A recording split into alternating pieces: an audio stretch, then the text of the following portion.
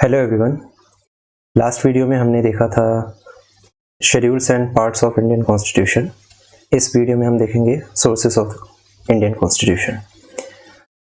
हमारा कॉन्स्टिट्यूशन बनाने में हमें 2 साल 11 महीने और 18 दिन लगे थे। ऑफ कोर्स इतना टाइम इसलिए लगा था क्योंकि उस टाइम हमने पूरे वर्ल्ड के जितने भी अवेलेबल कॉन्स्टिट्यूशंस थे, जितने हो सकते थे, हमने उन सबको स्टडी किया था। और सबको स्टडी करते हुए जो भी चीज़ उन कॉन्स्टिट्यूशंस में से या उनके जो भी उनके गवर्नेंस का हिस्सा था दूसरी कंट्रीज़ के, उनमें से जो भी पार्ट हमें अच्छा लगा, जो भी चीज़ या जो भी आइडिया हमें अच्छा लगा, हमने उसको इंक्लूड किया अपने कॉन्स्टिट्यूशन में। हमारी कॉन्स्टिट्यूएंट असेंबली ने ये काम किया था।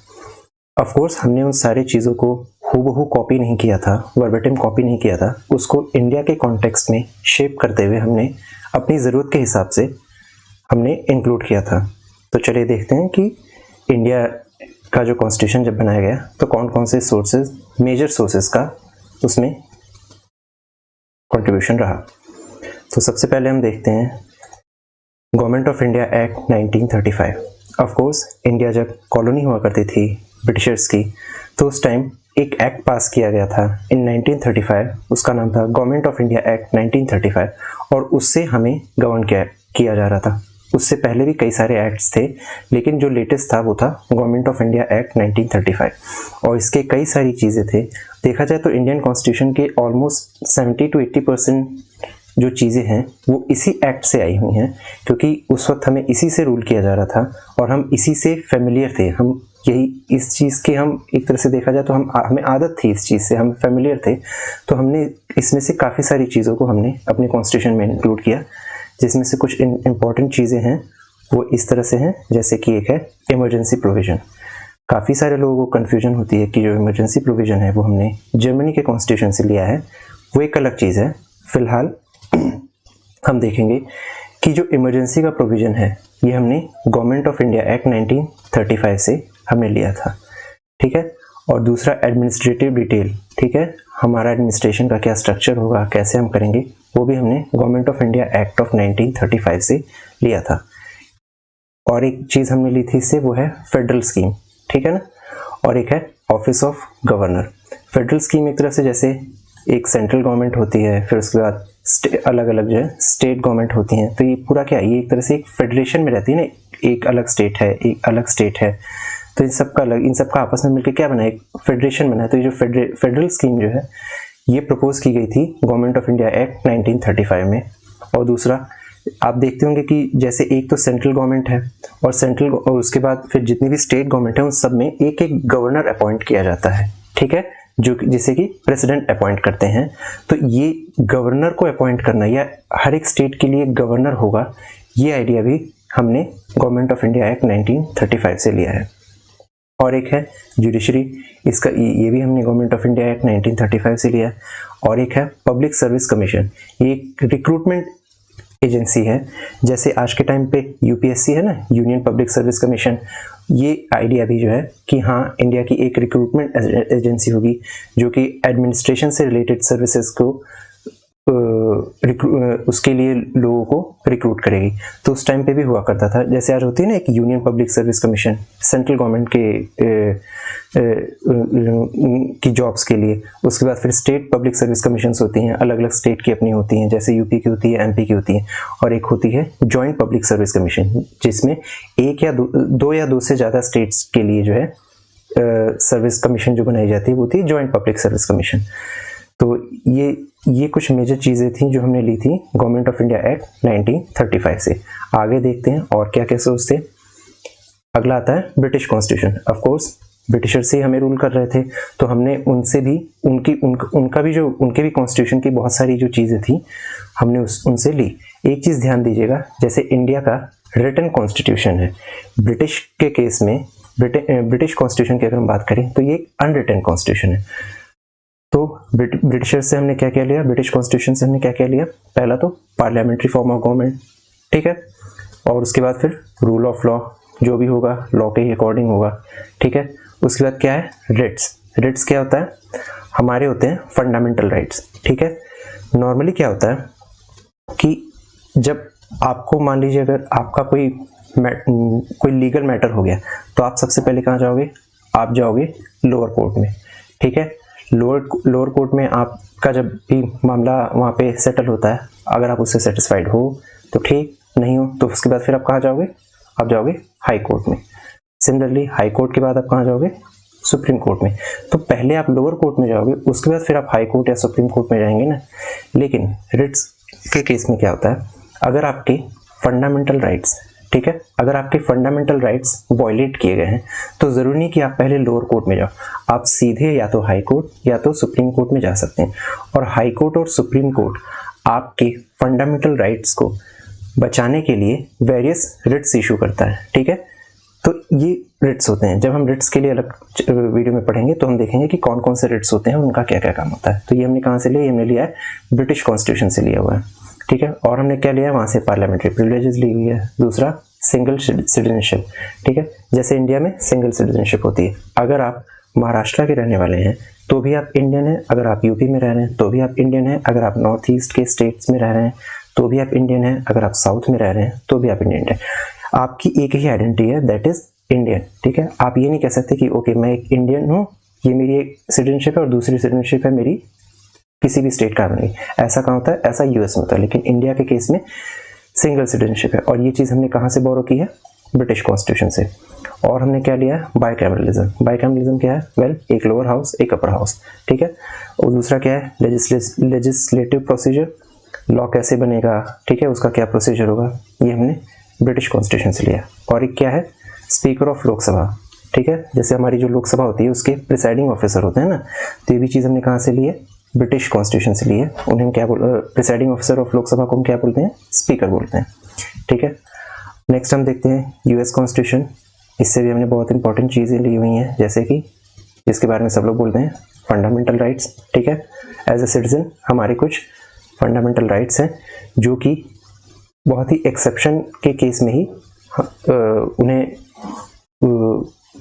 उनके वो ऐसे राइट्स हैं जो हमसे कोई छीन नहीं सकता, ठीक है। स्टेट उनके अगेंस्ट कभी नहीं जा सकता, स्टेट कभी भी कोई ऐसी पॉलिसी नहीं बना सकता जो हमारे फंडामेंटल राइट्स को एक तरह से दबा दे या उन्हें इग्नोर करते हुए कुछ किया या हमारे फंडामेंटल राइट्स को वायलेट कर दे, ऐसा कुछ स्टेट नहीं कर सकता। दूसरा हमने क्या लिया है, हमने प्रीएम्बल लिया है, ठीक है। जो यूएस का जो कॉन्स्टिट्यूशन है उसके कॉन्स्टिट्यूशन के स्टार्टिंग में एक प्रीएम्बल है, ठीक है। वो प्रीएम्बल बेसिकली ये बताता है कि उस कॉन्स्टिट्यूशन में क्या है, उसका आइडिया क्या है। सिमिलरली हमारा भी जो कॉन्स्टिट्यूशन है उसके भी स्टार्टिंग में हमने एक प्रीएम्बल ऐड किया है, उसको हम एक अलग से वीडियो में देखेंगे कि उसमें क्या है, ठीक है। फिर और हमने क्या लिया यूएस कॉन्स्टिट्यूशन से, इम्पीचमेंट ऑफ द प्रेसिडेंट। हमारे जो प्रेसिडेंट हैं उनका इम्पीचमेंट, ठीक है, उन्हें एक ही ग्राउंड पे इम्पीच किया जा सकता है। इम्पीच करना मतलब उनको हटा देना उनके पोस्ट से, उन्हें एक ही ग्राउंड पे इम्पीच किया जा सकता है, and that is violation of the constitution, ठीक है। ये भी हमने कहाँ से लिया है, यूएस कॉन्स्टिट्यूशन से लिया। और सुप्रीम कोर्ट और जितने भी हाई कोर्ट्स हैं उनके जो जजेस हैं उनका जब रिमूवल होता है तो वो चीज़ भी हमने यूएस कॉन्स्टिट्यूशन से बोरो की हुई है। और क्या हमने लिया हुआ है, जुडिशियल रिव्यू। जुडिशियल रिव्यू क्या है, वेल हमारी पार्लियामेंट जो भी लॉ बनाती है, ठीक है ना, वो लॉ कॉन्स्टिट्यूशन के किसी प्रोविजन के अगेंस्ट जा रहा है कि नहीं, हमारे फंडामेंटल राइट्स को वायलेट कर रहा है कि नहीं, वो हमारी कॉन्स्टिट्यूशनल मोरालिटी को अपहोल्ड कर रहा है कि नहीं, इस चीज़ को चेक करने के लिए हमारी जुडिशरी जो क्या करती है, उस लॉ को चेक करती है, उसी को हम जुडिशियल रिव्यू बोलते हैं। ये भी चीज़ हमने कहाँ से ली है, यूएस कॉन्स्टिट्यूशन से ली है। और equal protection of law, well सबको लॉ का इक्वल प्रोटेक्शन मिलेगा। ऐसा नहीं कि कोई राजा है या कोई अमीर आदमी है तो उसको ज़्यादा प्रोटेक्शन मिलेगा, कोई गरीब है, अंडर प्रिविलेज्ड है तो उसको उतना नहीं मिलेगा, ऐसा कुछ नहीं है, सबको इक्वल प्रोटेक्शन मिलेगा। आगे बढ़ते हैं, बात करते हैं आयरिश कॉन्स्टिट्यूशन की। तो आयरिश कॉन्स्टिट्यूशन से हमने जो इंपॉर्टेंट चीज़ ली वो क्या है, डीपीएसपी, ठीक है, कॉन्सेप्ट ऑफ डीपीएसपी। डीपीएसपी क्या है, directive principles of state policy, ठीक है। ये पार्ट 4 में आता है हमारे कॉन्स्टिट्यूशन में, और इसमें बेसिकली वो चीज़ें हैं कि एक तरह से गाइडिंग का काम करती है हमारी गवर्नमेंट्स के लिए कि जब भी आप कोई पॉलिसी बनाएं या कोई नया लॉ बनाएं तो इन चीज़ों को ध्यान में रख के बनाएं। डीपीएसपी का मेन फंक्शन क्या है, वेलफेयर स्टेट क्रिएट करना, ठीक है। और हमने आयरिश कॉन्स्टिट्यूशन से क्या लिया है, nomination of RS members, Rajya Sabha के मेंबर्स। हमारे राज्यसभा में या हमारे पार्लियामेंट में दो टाइप से मेंबर जाते हैं, दो तरीके के मेंबर्स होते हैं। एक तो होते हैं इलेक्टेड, वो जो जनरल इलेक्शंस में खड़े होते हैं, compete करते हैं और फिर जीतते हैं, तो वो इलेक्टेड मेंबर्स होते हैं, ठीक है। और कुछ सीटें होती हैं जो खाली छोड़ी जाती हैं, जिन्हें क्या करते हैं, प्रेसिडेंट जो है कुछ लोगों को नॉमिनेट करते हैं। तो वो जो नॉमिनेटेड मेंबर ऑफ राज्यसभा के जो है वो कॉन्सेप्ट हमने लिया है आयरिश कॉन्स्टिट्यूशन से। दूसरा और हमने क्या चीज़ ली है, method of election of president. Normally हमारे जनरल इलेक्शन में क्या होता है कि आपके सामने अलग अलग लोगों के नाम होते हैं, उनके पार्टी के सिंबल्स होते हैं, और आप एक को सेलेक्ट कर देते हो और बाकी सबको कुछ नहीं करते हो, है ना। ये एक मेथड होता है हमारे जनरल इलेक्शन में एमपीज एंड एमएलएस को इलेक्ट करने के लिए। लेकिन प्रेसिडेंट का जो इलेक्शन होता है उसका मेथड ऐसा नहीं होता। वो मेथड हमने कहाँ से लिया है, आयरिश कॉन्स्टिट्यूशन से लिया है, ठीक है।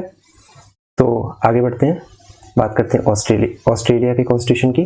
तो वहाँ से हमने क्या लिया है, कॉन्करेंट लिस्ट लिया। हमने देखा था ना शेड्यूल 7 में 3 टाइप की लिस्ट होती है। एक होती है यूनियन लिस्ट, जिसपे सेंट्रल गवर्नमेंट जो है लॉ, वो सब्जेक्ट्स जिन पे सेंट्रल गवर्नमेंट लॉ बना सकती है। दूसरी होती है स्टेट लिस्ट, जिसपे स्टेट गवर्नमेंट जो है लॉ बना सकती है अपने अपने स्टेट में। और तीसरी होती है कॉन्करेंट लिस्ट, जिसमें यूनियन और स्टेट दोनों लॉ बना सकते हैं। तो ये कॉन्करेंट लिस्ट का कॉन्सेप्ट हमने कहाँ से लिया है, ऑस्ट्रेलिया के कॉन्स्टिट्यूशन से लिया। दूसरा freedom of trade and commerce.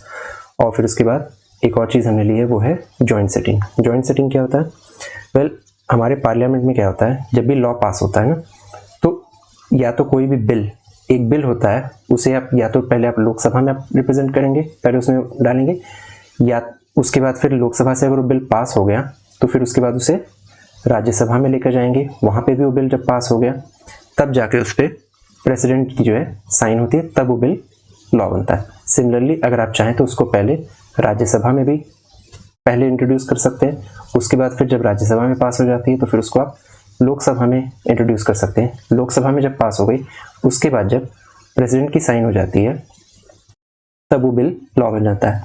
लेकिन मान लीजिए एक हाउस से बिल पास हो गया है, चाहे पहले लोकसभा से पास हुआ या पहले राज्यसभा से, उसके बाद दूसरे हाउस में जाके बिल अटक गया, वहां से पास नहीं हुआ, ठीक है ना।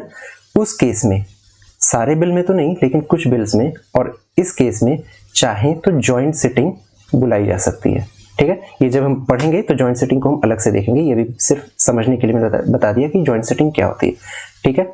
तो ये जॉइंट सिटिंग का जो कॉन्सेप्ट है ये हमने कहाँ से लिया है, ऑस्ट्रेलिया के कॉन्स्टिट्यूशन से लिया। आगे बढ़ते हैं, कनाडा से, कैनेडियन कॉन्स्टिट्यूशन से हमने क्या क्या लिया है, federation with strong centre. Well India के केस में आप क्या जानते हैं, अलग अलग स्टेट्स का एक फेडरेशन बना हुआ है, ठीक है। तो स्टेट्स तो अपने में फंक्शन कर ही रहे हैं, उनके तो आपस अपने काम बटे हुए हैं। उसके बाद सेंट्रल गवर्नमेंट का भी एक अपना रोल है, ठीक है। लेकिन सेंट्रल गवर्नमेंट और स्टेट गवर्नमेंट की आपस में पावर शेयरिंग है, कुछ पावर इनके पास है कुछ इनके पास है, लेकिन कुछ केस में सेंट्रल गवर्नमेंट के पास पावर ज़्यादा है, ठीक है। ये जब हम उसमें पढ़ेंगे तो और डिटेल से देखेंगे। कुछ एग्जांपल के लिए बता देता हूँ, जैसे इमरजेंसी के केस में जब हमारे कंट्री में इमरजेंसी लग जाती है तो उस टाइम इंडिया का जो ये फेडरेशन वाला नेचर है, जैसे कि अलग अलग स्टेट जो है वो अलग अलग अपने उसमें रहते हैं, ये जो फेडरेशन है बदल के क्या हो जाता है, ये यूनियन हो जाता है। सेंट्रल गवर्नमेंट के पास पावर ज़्यादा आ जाती है उस केस में। उसी तरह जब अमेंडमेंट की बात होती है, कॉन्स्टिट्यूशन में हमें कुछ बदलना हो तो वो काम स्टेट नहीं कर सकता, वो काम सेंटर ही कर सकता है, ठीक है ना। तो फेडरेशन है लेकिन फेडरेशन में सेंटर जो है वो ज़्यादा स्ट्रांग है। कल को कोई एक अलग स्टेट खड़ा होकर ये नहीं कह सकता कि हाँ हम कॉन्स्टिट्यूशन में ये चेंज कर रहे हैं, नहीं, ये पावर किसके पास है, सिर्फ और सिर्फ सेंटर के पास है। और हमने क्या लिया कैनेडियन कॉन्स्टिट्यूशन से, रेजिड्यूरी पावर विद सेंटर। अब इसका क्या मतलब हुआ देखते हैं। जो शेड्यूल 7 है उसमें हमने देखा है 3 लिस्ट, ठीक है। एक तो हो गई यूनियन लिस्ट जिसपे सेंट्रल गवर्नमेंट लॉ बनाती है, वो सारे सब्जेक्ट्स जो यूनियन लिस्ट में हैं उन पे सिर्फ और सिर्फ सेंट्रल गवर्नमेंट लॉ बनाएगी, पार्लियामेंट लॉ बनाएगी। उसके बाद क्या है, स्टेट लिस्ट, ये दूसरी लिस्ट है। इस पे जितने भी अलग अलग स्टेट्स हैं अपने अपने स्टेट में उन सब्जेक्ट्स पे लॉ बना सकते हैं। तीसरी क्या है, कॉन्करेंट लिस्ट। ये भी हमने लास्ट स्लाइड में देखा था ना कि हमने ऑस्ट्रेलिया से लिया हुआ है। कॉन्करेंट लिस्ट में क्या होता है, इस पे यूनियन भी लॉ बना सकता है और स्टेट भी लॉ बना सकता है, ठीक है। ऐसे तो हो गए। अब वो सब्जेक्ट्स जो ना तो इस लिस्ट में है, ना इसमें है, ना इसमें है, वो रह गए हैं। तो जो रह गए हैं वो सारे सब्जेक्ट्स, उन पे भी कौन लॉ बनाएगा, उन पे भी लॉ बनाएगी हमारी सेंट्रल गवर्नमेंट, ठीक है ना। तो यहाँ पे भी आपने देखा होगा कि पावर किसके पास ज़्यादा है, सेंटर के पास। तो अगेन पहला वाला पॉइंट कि फेडरेशन विद स्ट्रॉन्ग सेंटर, कि जो सब्जेक्ट्स रह गए हैं उन पर भी कौन लॉ बनाएगा, उन पर भी लॉ बनाएगा सेंटर। ठीक है। अगला अपॉइंटमेंट ऑफ द गवर्नर। ठीक है, ये भी हमने कहाँ से लिया है, कैनेडियन कॉन्स्टिट्यूशन से लिया है। जितने भी हमारे अलग अलग स्टेट होते हैं उसमें सीएम तो होता ही है, लेकिन सीएम के भी ऊपर कौन होता है, गवर्नर होता है। और वो गवर्नर कौन अपॉइंट करता है, प्रेसिडेंट अपॉइंट करते हैं। ठीक है, वो भी कैबिनेट की एडवाइस पे, प्राइम मिनिस्टर की एडवाइस पे। इसको हम आगे और डिटेल से देखेंगे। अगला advisory jurisdiction of supreme court. ये भी जब हम सुप्रीम कोर्ट का पढ़ेंगे तो उसमें हम देखेंगे कि इसका क्या मतलब होता है। फिलहाल ये जान के रखिए कि इसको हमने कहाँ से बोरो किया है, कैनेडियन कॉन्स्टिट्यूशन से लिया। बात करते हैं साउथ अफ्रीकन कॉन्स्टिट्यूशन की, तो वहां से हमने क्या क्या लिया, amendment of the constitution. Amendment of the constitution, जब हमें कॉन्स्टिट्यूशन में कोई बदलाव करना हो, कोई चीज़ हमें हटानी हो या कोई चीज़ हमें उसमें और इंक्लूड करनी हो, तो हम उसमें क्या करते हैं, हम उसमें अमेंडमेंट करते हैं। और ये अमेंडमेंट कैसे होगा, ये हमने ये मेथड या ये आइडिया हमने कहाँ से लिया है, साउथ अफ्रीका के कॉन्स्टिट्यूशन से लिया है। अगला इलेक्शन ऑफ आरएस मेंबर्स। ठीक है, लोकसभा का जो इलेक्शन होता है वो तो हम और आप उसमें पार्टिसिपेट करते हैं, लेकिन राज्यसभा के इलेक्शन में हम और आप पार्टिसिपेट नहीं करते। ठीक है, और वहाँ पे जो इलेक्शन होता है वो अलग तरीके से होता है, और वो इलेक्शन का जो मेथड है वो हमने कहाँ से लिया है, साउथ अफ्रीका के कॉन्स्टिट्यूशन से लिया है। ठीक है, इसके आगे अगर हम देखें तो जर्मनी। ठीक है, यहाँ से एक चीज़ हमने लिया वो बहुत इंपॉर्टेंट है। मैंने पीछे आपको पढ़ाया था कि गवर्नमेंट ऑफ इंडिया एक्ट 1935 में इमरजेंसी प्रोविजंस हमने वहाँ से बोरो किया। ठीक है, सर्टेन केसेस में इमरजेंसी हम लगा सकते हैं, ये चीज़ हमने कहाँ से ली है, गवर्नमेंट ऑफ इंडिया एक्ट 1935 से। ठीक है, लेकिन जब हम इमरजेंसी डिक्लेयर कर देंगे, ठीक है, उस दौरान हम फंडामेंटल राइट्स, जो हमारे फंडामेंटल राइट्स होते हैं ना, उसको हम सस्पेंड भी करते हैं, उसको सेंट्रल गवर्नमेंट सस्पेंड करती है। ये चीज़ suspension of fundamental rights during emergency, ये चीज़ हमने कहाँ से ली है, वीमर कॉन्स्टिट्यूशन ऑफ जर्मनी से ली है। ठीक है, इमरजेंसी का प्रोविजन हमने कहाँ से लिया है, वो हमने लिया है गवर्नमेंट ऑफ इंडिया एक्ट 1935 से। ठीक है, लेकिन इमरजेंसी के दौरान फंडामेंटल राइट्स सस्पेंड होंगे, ये चीज़ हमने ली हुई है जर्मनी से। ठीक है, सिमिलरली अगर आगे हम बात करें जापानीज कॉन्स्टिट्यूशन की, तो जापानीज कॉन्स्टिट्यूशन से हमने क्या बोरो किया है, प्रोसीजर एस्टैब्लिश्ड बाय लॉ। ठीक है, कि कोई भी काम होगा तो उसका एक प्रोसीजर, लॉ जो है, लॉ में पहले से ही उसका प्रोसीजर होगा और हमें उस काम को करना है तो उस प्रोसीजर को फॉलो करते हुए ही करना है। एग्जाम्पल के लिए देखते हैं कि मान लीजिए जैसे किसी को अरेस्ट करना हो, या मान लीजिए अगर पुलिस को पता चलता है कि किसी ने कोई क्राइम किया, या कोई जाता है पुलिस के पास और कहता है कि हाँ ये एक मिस्टर एक्स है और इन्होंने क्राइम किया है, तो क्या करेगी पुलिस, देखेगी अच्छा ये क्राइम, इस क्राइम के लिए तो 5 साल की सजा प्रिस्क्राइब्ड है, तो क्या करेगी, उसको जाएगी डायरेक्ट अरेस्ट करके 5 साल के लिए जेल में डाल देगी, नहीं। पहले उसके लिए होगा एफआईआर के बाद उसमें एविडेंस दिया जाएगा, फिर पुलिस उसके लिए क्या लेके जाएगी, एक अरेस्ट वारंट लेकर जाएगी, बिना वारंट के अरेस्ट नहीं कर पाएगी। फिर वो मिस्टर एक्स को अरेस्ट करेगी, फिर उसको एक with in time period nearest magistrate के पास उसको लेके जाएगी, फिर उसके बाद पूरा लीगल प्रोसेस फॉलो होगा, उसको कोर्ट में लेके जाया जाएगा, उसका एक लॉयर होगा, उसका एक एडवोकेट होगा जो उसको लीगली रिप्रेजेंट करेगा, फिर कोर्ट जो है सारे एविडेंस को देख के जजमेंट देगी, अगर कोर्ट कन्विंस्ड है और फिर वो उसको 5 साल के लिए सजा देती है, उसको सेंटेंस देती है, तब जाके उसको, ठीक है, उसको जेल में 5 साल के लिए रखा जाएगा। तो ये पूरा एक के बाद एक पूरा हमने प्रोसीजर फॉलो किया, वो प्रोसीजर जो लॉ में पहले से ही पूरा डिटेल में दिया हुआ था। हम एक भी स्टेप को स्किप नहीं कर सकते, ठीक है ना, हमें उस पूरे प्रोसीजर को अच्छे से फॉलो करना होगा। ठीक है, तो ये चीज़ हमने कहाँ से ली है, जापानीज कॉन्स्टिट्यूशन से ली हुई है। आगे देखते हैं तो सोवियत कॉन्स्टिट्यूशन। पहले क्या होता था, पहले यूएसएसआर होता था ना, यूएसएसआर, जो कि आफ्टर जब कोल्ड वॉर खत्म हुआ, यूएसएसआर का डिसइंटीग्रेशन हुआ था, कई सारे अलग अलग कंट्रीज में हो गया था, जिसमें यूएसएसआर का जो सक्सेसर है वो कौन है, रशिया है।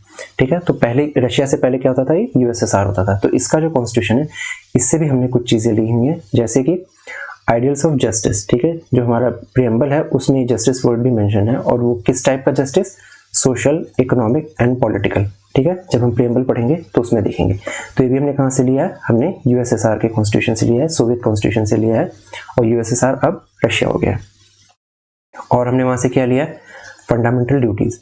ओरिजिनली जब हमारा कॉन्स्टिट्यूशन बना था तो उसमें फंडामेंटल ड्यूटीज़ नहीं था, बाद में अमेंडमेंट के थ्रू हमने फंडामेंटल ड्यूटीज़ को डाला। और ये फंडामेंटल ड्यूटी का जो कॉन्सेप्ट है ये हमने कहाँ से बोरो किया है, सोवियत कॉन्स्टिट्यूशन से लिया है, ठीक है। और अगर फ्रेंच कॉन्स्टिट्यूशन की बात करें तो फ्रेंच से भी हमने क्या लिया है, फ्रेंच कॉन्स्टिट्यूशन से हमने क्या लिया है, ideal of liberty, equality and fraternity, ठीक है। और हमने क्या लिया, रिपब्लिक, ठीक है। रिपब्लिक का मतलब कि जो हमारा हेड ऑफ द स्टेट होगा वो इलेक्टेड होगा, ठीक है। इंडिया का जो हेड ऑफ द स्टेट कौन है, वो है प्रेसिडेंट, ठीक है। इंडिया में प्रेसिडेंट का क्या होता है, इलेक्शन होता है। हम उन्हें इलेक्ट नहीं करते, वो डायरेक्टली इलेक्टेड नहीं होते, लेकिन इनडायरेक्टली इलेक्टेड होते हैं। हमने एमपीज और एमएलएस को इलेक्ट करके भेजा हुआ है और वो इलेक्ट करते हैं प्रेसिडेंट को। ये कोई हेरिडेटरी पोस्ट नहीं है, या ऐसा नहीं कि कोई एक फैमिली में एक राजा महाराजा चले आ रहे हैं वही हेड ऑफ द स्टेट बनेंगे, नहीं। यहाँ पे कोई भी हेड ऑफ द स्टेट बन सकता है, प्रेसिडेंट बन सकता है, उसका इलेक्शन होता है। वहीं हम अगर यूके की बात करें तो वहाँ पे पहले क्वीन थी, लेकिन after the death of the queen अब वहाँ पे एक राजा है, ठीक है। तो वो उसी फैमिली के ही लोग राजा बनेंगे, ठीक है। वो एक हेरिडेटरी पोजीशन है, उनका कभी भी इलेक्शन नहीं होगा, इसलिए यूके जो है वो रिपब्लिक नहीं है। लेकिन इंडिया क्या है, इंडिया रिपब्लिक है, क्योंकि यहाँ पे हेड ऑफ द स्टेट क्या है, हमेशा इलेक्ट होके आते हैं।